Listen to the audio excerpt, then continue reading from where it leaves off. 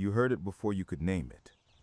Somewhere down the block, 2 streets over, maybe 3, a melody, thin and bright, and a little tinny, carried on the kind of afternoon air that was already warm and faintly sweet, the kind that made you feel slow and loose and not quite ready to go inside. You didn't think about what it was. You already knew. Your whole body knew before your brain caught up. Something shifted in your chest, a small, clean lift, and your feet were already moving toward the door before anyone said a word. It wasn't urgent, exactly. It wasn't an alarm. It was more like a reminder that the day still had something left in it, something good, something that cost a quarter and tasted like summer and was gone, absolutely gone if you waited too long. That sound. You haven't thought about it in years, and yet here it is, arriving in you like it always did, certain, familiar, a little bit magic, already moving down the street before you could catch it. You already knew what it meant. You didn't just run out. There was a ritual first. You found whoever was in charge, in the kitchen maybe, or folding laundry, or out back on the porch, and you stood there in the particular way that meant you needed something. Not quite asking yet, just standing close. And they already knew. They always knew. They could hear it too, after all. Sometimes there was a pause, a small performance of considering, and then the drawer, or the purse, or the jar on the counter, the one that held the loose change that seemed to accumulate on its own, nickels and dimes, and the occasional quarter that felt like a gift. They counted it into your palm. You can still feel that, the cool weight of it, the small stack of coins that meant yes. A dime, another dime, maybe a quarter if it was a good day. The specific sound of metal on metal, and then the warmth of a closed hand around yours before it opened and let you go. Don't lose it, they said. Or maybe nothing at all. Just a nod, and you were already running. That handful of coins weighed almost nothing, and it weighed everything. You went to the end of the driveway, and you stood there. That was the thing you did. Not the sidewalk, the driveway. Your driveway. Your territory, technically, but pointed toward the street, angled out toward the sound, as if leaning forward without moving your feet. Other kids were already there, or they appeared one by one from behind their hedges and screen doors, materializing the way kids do when something is coming. Nobody called them, nobody had to. The sound was the announcement. It's hard to describe what waiting felt like then. Not impatient, that's not quite right. It was something closer to held, like the whole afternoon had gathered itself into this one point on the street, this one approaching melody, and the only thing required of you was to stand here and let it come. You could hear it getting louder, slowly, slowly louder. And then, softer, it had turned or gone behind a house, and then louder again. You stayed at the driveway. There was nowhere else you could possibly be. And then it was there, right there, at the end of your street, rounding the corner the way it always did, slowly, the way only certain things move when they know they're wanted. The melody looping, the white side of it catching the afternoon sun. You ran, everyone ran, or walked very fast in a way that was basically running. And then you were there, at the little window, and a man was leaning out, patient the way people who deal with children all day learn to be. And you looked at the pictures on the side of the truck. You already knew what you wanted. You had known since the first note drifted over the rooftops. And still, somehow, you looked at every single option. The creamsicle, the fudgesicle, the drumstick, the rocket pop in red and white and blue that always left your tongue a strange color. Time went different at that window. It slowed and softened.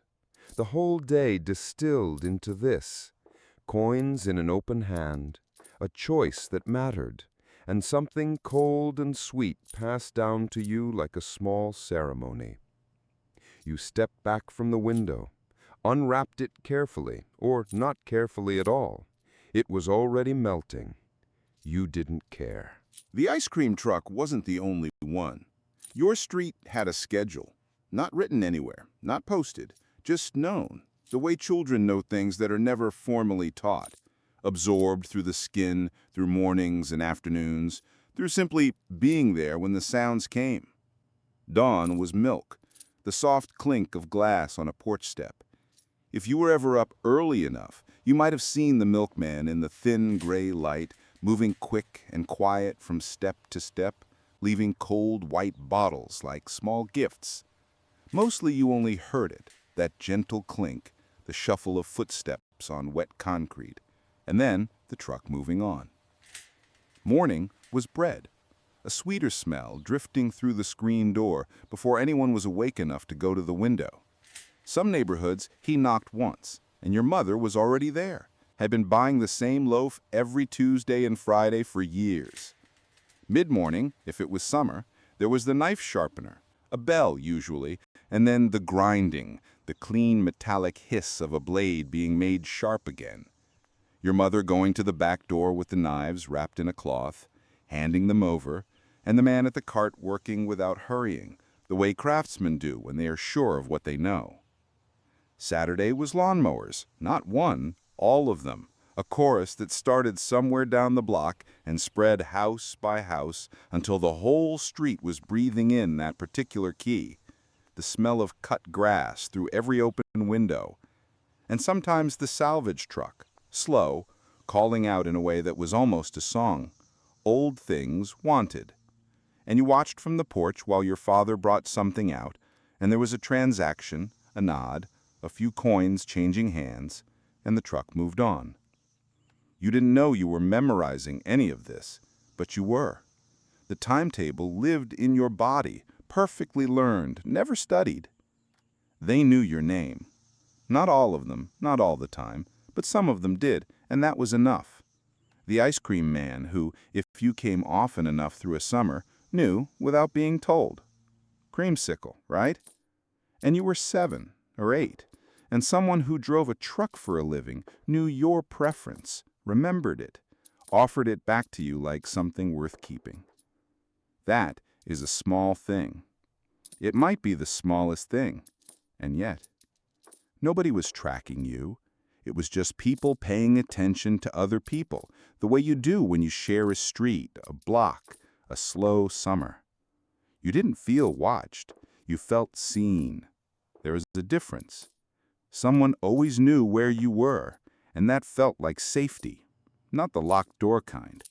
The other kind, the kind that comes from belonging to a particular place at a particular time, among particular people who mostly meant well. It was ordinary. It was completely ordinary. You can't remember the last time you heard it. That's the thing about endings that arrive quietly. They don't announce themselves. There's no final ice cream truck, no farewell lap around the block. It just comes less often. And then not that summer. And then not anymore. Maybe it was when you were 11 or 12, old enough that you had stopped running to the end of the driveway, old enough that you pretended not to care. The street changed in other ways, too. The milk had been gone for a while by then. The bread truck had stopped coming through. The knife sharpener, you're not even sure when that ended. One summer he was there, the next he wasn't, and nobody announced it.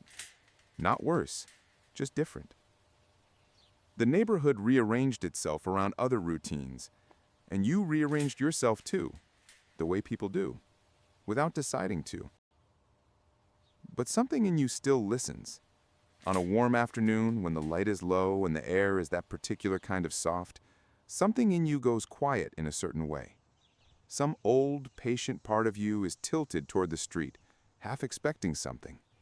A melody, a bell, the particular sound of something coming slowly down the block. It doesn't come. Of course it doesn't, but the listening remains. That small, clean lift in the chest. You've carried it all this time without knowing it.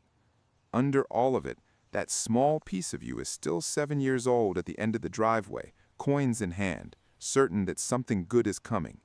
That's not sadness. It feels more like recognition, like finding a photograph you didn't know you had, and it's good, and you're glad it survived. That summer, that street, those sounds, they were real. You were there. And the fact that you can still hear it right now in some quiet back room of yourself means some part of it never really stopped.